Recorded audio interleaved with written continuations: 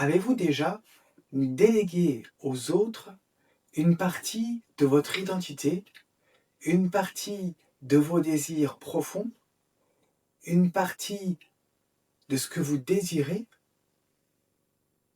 La délégation de soi. Le concept que j'aimerais vous partager aujourd'hui. La délégation de soi, c'est le fait de déléguer aux autres une partie de son identité, de ce que l'on pense et de ce que l'on désire. Et pourquoi? À des fins de reconnaissance. La reconnaissance. Axel Honneth en a parlé en ces termes.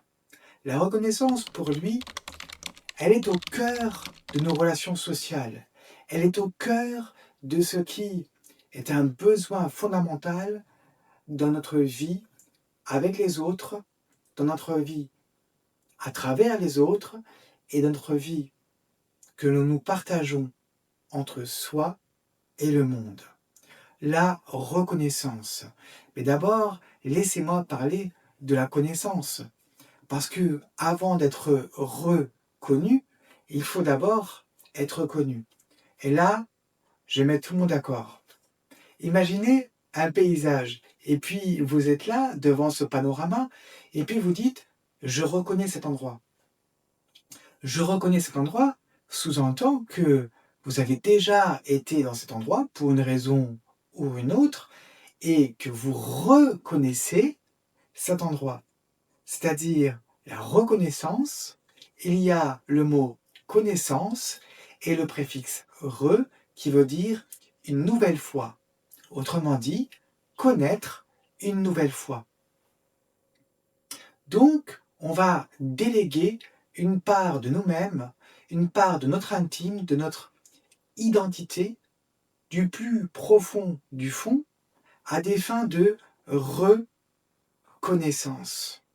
Mais laissez-moi vous dire que la reconnaissance, avant que l'autre nous reconnaisse, il faut d'abord qu'il nous connaisse.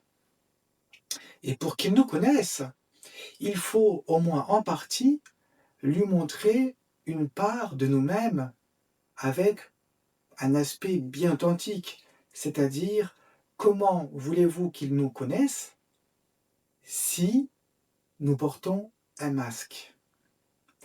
Donc la reconnaissance passe par le fait de se connaître et de livrer à l'autre une part de soi, en partie au moins, authentique. Alors oui, il pourra enfin nous reconnaître. La reconnaissance et la délégation de soi. Qu'est-ce qu'il y a en jeu dans le fait de déléguer à autrui, à un groupe, déléguer à une institution, une part de nous-mêmes, une part de ce qui est au plus profond du fond. Qu'est-ce qu'il y a en jeu dans le phénomène de délégation de soi? C'est la question de la valeur. Dans le phénomène de la délégation de soi, je laisse à l'autre le soin de définir ma propre valeur. Pourquoi? Parce que je suis en doute de pouvoir la définir moi-même. Je pense que je ne peux pas le faire et parfois je pense que je ne peux plus le faire. La délégation de soi est donc en ce sens un phénomène de survie sociale. On espère se placer dans le regard de l'autre, ou plutôt se cacher à travers le regard de l'autre, se cacher à l'autre, mais aussi se cacher à soi.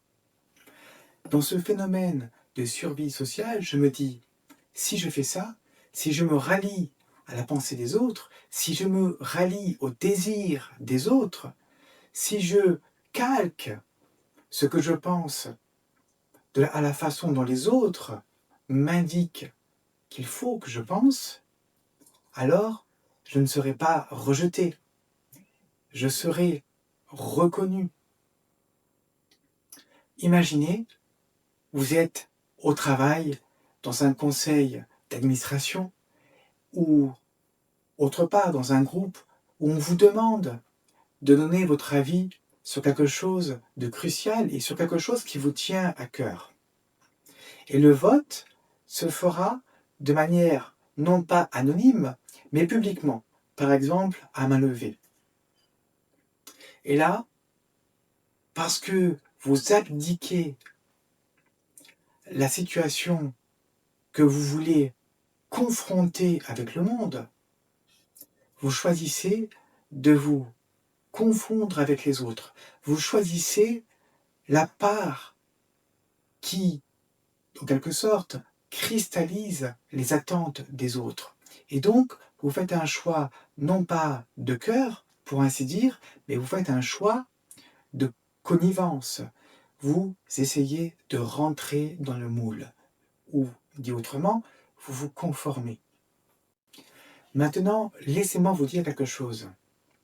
La délégation de soi altère la capacité qu'on a de rentrer en dialogue avec le monde, avec soi, avec l'autre. Ou, pour le dire autrement, altère la résonance selon le concept d'Armut Rosa. Pourquoi? Parce que quand je fais la délégation de moi-même, je délègue une partie de moi. Et à ce moment-là, je ne suis plus en contact avec mes aspirations profondes. Je ne suis plus en résonance, en dialogue avec elles, puisque je fais fi de cela pour déléguer cette responsabilité, cet impact sur le monde à d'autres.